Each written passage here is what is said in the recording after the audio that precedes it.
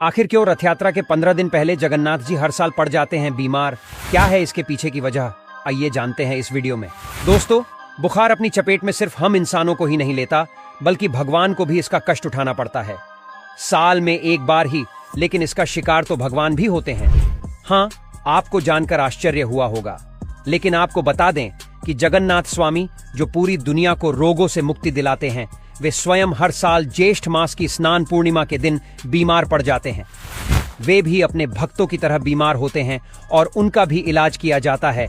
उनको दवाई के रूप में काढ़ा देते हैं। भगवान जगन्नाथ पूर्णिमा के दिन से 15 दिनों तक आराम करते हैं और अपने भक्तों को दर्शन नहीं देते।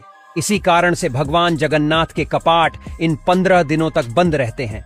इस दौरान भगवान जगन्नाथ को फलों के रस, औषधि एवं दलिया का भोग लगाया जाता है। जब भगवान जगन्नाथ स्वस्थ हो जाते हैं तो वे अपने भक्तों से मिलने के लिए रथ पर सवार होकर आते हैं, जिसे जग प्रसिद्ध रथ यात्रा कहा जाता है। यह रथ यात्रा हर वर्ष आषाढ़ मास की शुक्ल पक्ष की द्वितीया तिथि को निकलती है। उड़ीसा प्रांत में जगन्नाथपुरी में भगवान श्री जगन्नाथ के एक भक्त माधवदास जी रहते थे। माधवदास जी अकेले रहते थे और भगवान का भजन किया करते थे। हर रोज श्री जगन्नाथ प्रभु के दर्शन करते थे और अपनी मस्ती में मस्त रहते थे। वे संसारिक जीवन से कोई मोह माया नहीं थी, न वे किसी से कोई लेना देना रखते थे। प्रभु माधव जी के साथ अनेक लीलाएं किया करते थे और चोरी करना भी सिखाते थे। एक दिन अचानक माधवदास जी की तबीयत खराब हो गई। उन्हें उल्टी दस्त का रोग हो गया। वह बहुत ही कमजोर हो गए कि उठने बैठने में भी उन्हें समस्या होने लगी। माधव जी अपना कार्य स्वयं करते थे। वे किसी से मदद नहीं लेते थे। जो व्यक्ति उनकी मदद के लिए आता था, उनसे कहते थे कि भगवान जगन्नाथ स्वयं उनकी रक्षा करेंगे। देखते ही देखते माधव जी की तबीयत इतनी खराब हो गई कि वे अपना मल मूत्र वस्त्रों में त्याग देते थे। तब स्वयं जगन्नाथ स्वामी सेवक के रूप में माधव जी के पास उनकी सेवा करने पहुंचे। माधव जी के गंदे वस्त्र भगवान जगन्नाथ अपने हाथों से साफ करते थे और उन्हें भी स्वच्छ करते थे। उनकी संपूर्ण सेवा करते थे। जितनी सेवा भगवान जगन्नाथ करते थे, शायद ही कोई व्यक्ति कर पाता। जब माधवदास जी स्वस्थ हुए और उन्हें होश आया, तब भगवान जगन्नाथ जी को इतनी सेवा करते देख वे तुरंत पहचान गए कि यह मेरे प्रभु ही हैं।